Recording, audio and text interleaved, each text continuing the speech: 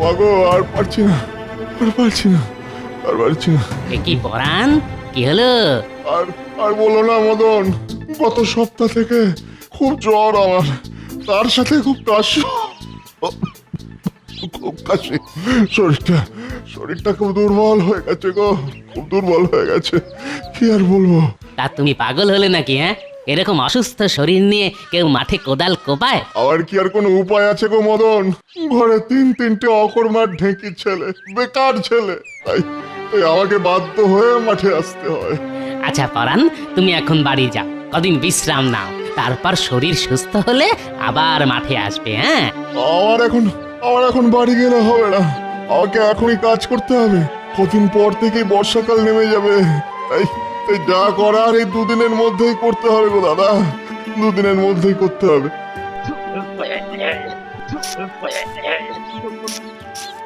মা, ও মা, মা গো! কি হয়েছে কি? সকাল সকাল ছাগলের মতো ম্যাঁ ম্যাঁ করছিস কেন? কি বললে মা? আমি ছাগল? তা আর কি বলবো বাবা, তোদের মতো অপদার্থ ছেলে পুলেকে ছাগল বলেছি, এই তোদের ভাগ্য ভালো। আজ সকাল সকাল অত কথা না শুনিয়ে 50টা টাকা দাও দেখি, আজ একটু শহরে যাব। ওরে হতভাগার দল, তোর বাবা এক সামান্য চাষি, কোনো রাজা মহারাজা না যে এত টাকা তোদের দিতে পারবো। 5 পয়সা রোজগার করার মুরদ নেই, 50 টাকার বায়না। তার মানে তুমি টাকা দেবে না? টাকা থাকলে তো তোদের দেবো। যা মাঠে যা, বাবা একা একা খেটে খেটে মরছে, যা গিয়ে বাবাকে কাজে একটু সাহায্য কর তোরা। ওসব মাঠে ঘাটে কাজ করার কোনো ইচ্ছে আমার নেই। এই ঘরে কোথায় কি টাকা আছে খুঁজে বের করতো। আমার মনে হচ্ছে এভাবে কোনো কাজ হবে না। তোরা দুজন ঘরে আনাচে কাঁচে দেখ, আমি বিছানা তলা দেখছি, কোথায় টাকা আছে খুঁজে বের করতেই হবে।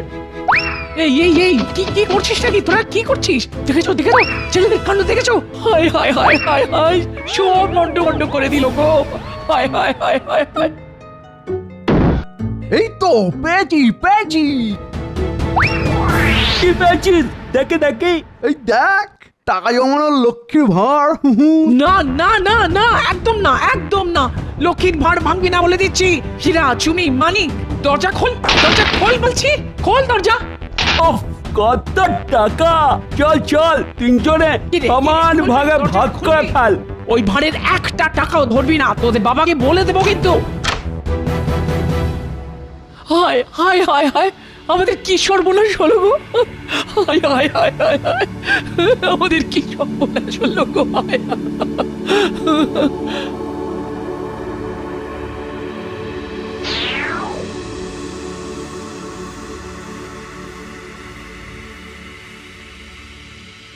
ওরে বাবা, কত বড় সেলুন! কি দাদা, কি দেখছেন? চকাচক আপনার সেলুনটা দেখছি দাদা, কি সুন্দর! তা কি কাটবেন বলুন দাদা? চুল না দাড়ি, সুন্দর করে চকাচক কেটে দেবো। বাহ বাহ, আরে এই তো চাই, সুন্দর করে আমার মাথার চুলটা একটু ছেঁটে দিন তো দাদা, একদম বায়োস্কোপের হিরোদের মতো।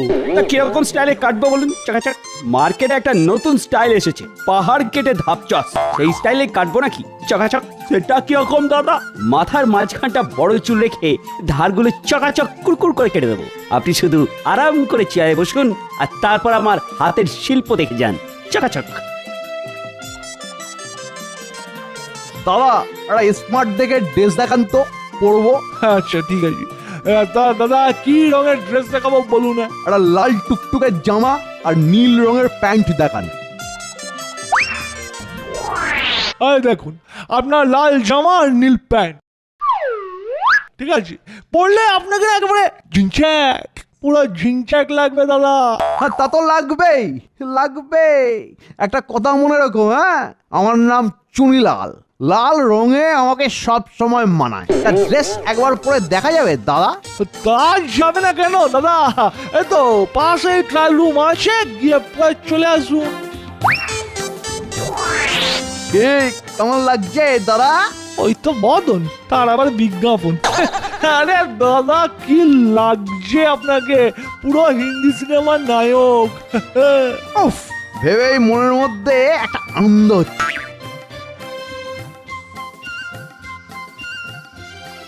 কি গো এতক্ষণে এলে, একটু তাড়াতাড়ি আসতে পারলে না গো? কি কি আর করবো বলো, এই অসুস্থ শরীর নিয়ে কি আর 4 বিঘা জমি কোপানো যায় বলো? তুমি বলো।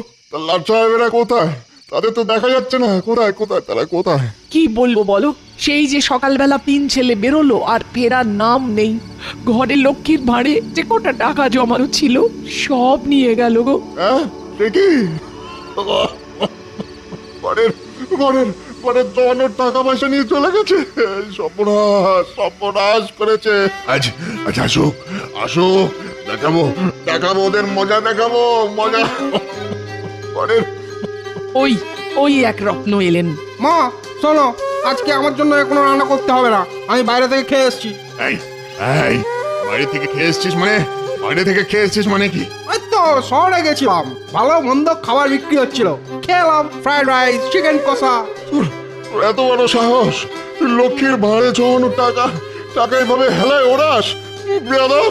মায়ের কাছে 50 টাকা চেয়েছিলাম, দেয়নি, তাই এটা ছাড়া অন্য কোনো রাস্তা বেঁচে ছিল না, বুঝলে? ওই দেখো ছেলের কাণ্ড দেখো, বাবুরা ঘোড়ার গাড়ি চড়ে বাড়ি ফিরছেন।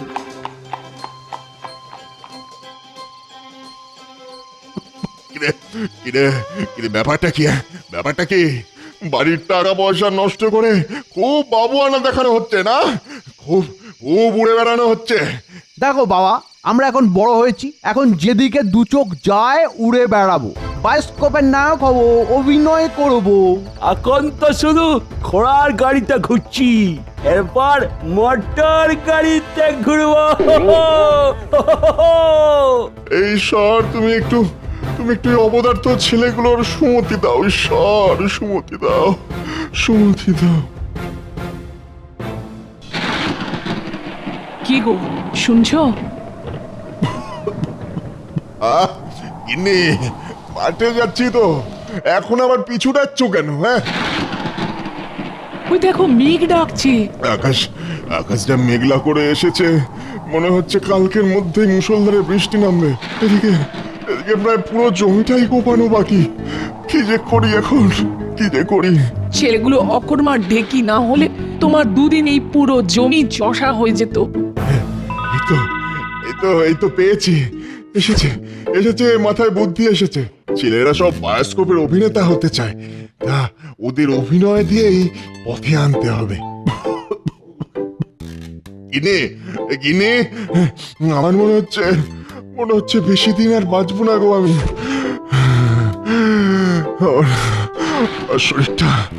আর শরীরটা খুব খারাপ করছে। কেন গো, কি হলো তোমার? শোন বাবারা, আমার শরীর খুব খারাপ। আমার মনে হচ্ছে বেশি আয়ু নেই রে। তাই যাওয়ার আগে তোদের একটা গোপন কথা বলে যেতে চাই। কি গোপন কথা? শোন, তোরা যে অপদার্থ ছেলে পুলে, তাই ঘরে বেশি টাকা পয়সা আমি কোনোদিনই রাখিনি জমিয়ে।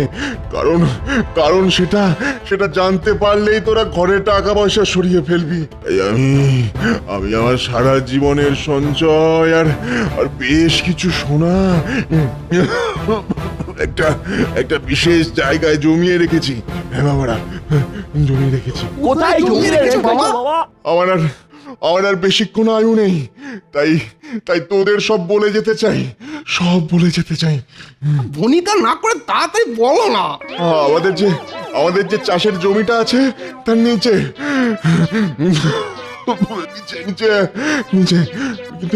কিন্তু কোন দিকটায় রেখেছি সেটা মনে নেই। তাহলে দেরি কেন?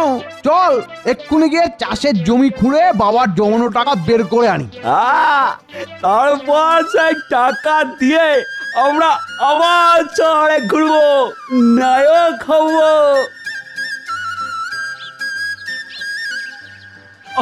এত বড় জমি কোথায় যে বাবা সোনার টাকা পয়সা রেখেছে কিছুই বুঝতে পারছি না। আরে হ্যাঁ করে না তাকিয়ে থেকে চল না, আমরা সবাই মিলে পুরো জমিটাই খুঁড়ে ফেলি। চল চল।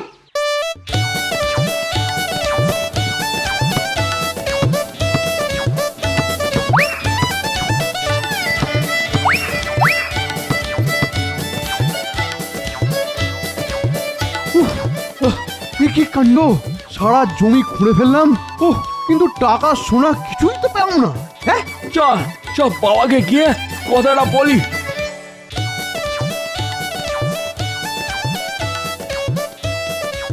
বাবা তুমি আমাদেরকে এভাবে ঠকালে। হ্যাঁ, জমিতে জমিতে কোনো সোনা নেই, কোনো টাকা পয়সা নেই। ওরে বাবা, আরে না না না না, তোদের ঠকাবো কেন? আসলে আসলে তোদের আমি আসল জিনিসটাই তো দিতে ভুলে গেছি রে। কি জিনিস?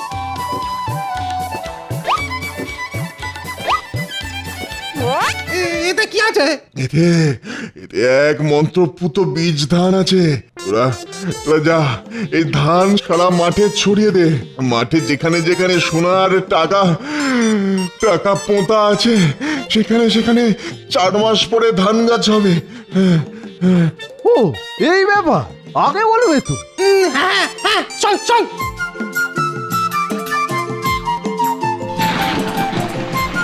ওই চল চল চল চল, বাড়িতে চল, বাড়িতে চল, বৃষ্টি শুরু হয়ে গেল যে।